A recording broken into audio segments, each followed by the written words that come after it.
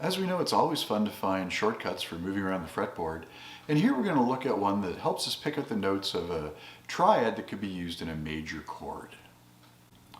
Triads are the building blocks of chords, and as an example we can look at the A major chord and the triads in it. Now the A major chord is going to be from the A string down to the E, but there's really only three notes. That is to say, an A, a C sharp, and an E. And that's all there is in the chord.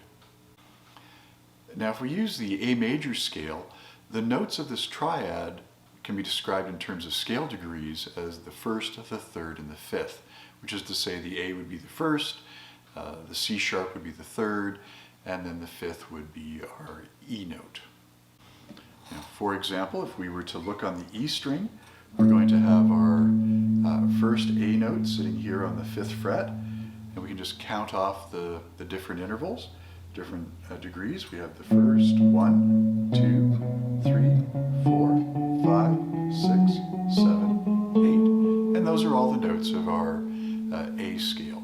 And the third and the fifth are located here and here. But if we remember our octave rule, the A note is repeated here as well. And with that A note located here, the 5 is right above it. And if we use our third position here, analogous to here, we see that we have right nearby our tonic, the third and the fifth. Now when it comes to triads, we really have three different forms for our triads. They still have the same notes, a first, a third, and a fifth, but if the lowest note and the note we're starting with is the first, this is known as our root triad. If we start with the third, that's the first inversion. If we start with the fifth, that is our second inversion. Now to demonstrate this, one of the nice things to do is just to pick a bar chord, say our A bar chord, A major bar chord, and we'll take a look at the adjacent strings as we work from the low strings to the high strings, and we'll find each of the different triads, the different inversions as well as the root triad, and see where they actually occur. So we'll start with our A major chord. We all recognize that. And we can make our first of the triads show up by looking at the third. Remember we had 1, 2, 3. Here's our first third, or the third note on our E string. And then we had the fifth, and then the tonic. So we have a 3, 1, or 3, 5, 1. And so that's going to be our first inversion of the A major triad. If we come back and look at our A major chord again, we have this natural shape for the next three strings. This starts with our fifth, we then get our tonic, and then we have our third. And that gives us our second inversion. We can get to our root triad, which occurs in our chord in a very obvious kind of way.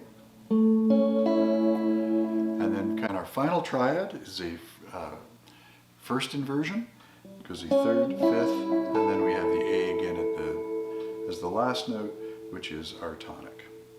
So we can see all of our different triads are available to us within our A major chord, working from the lowest strings to the highest strings.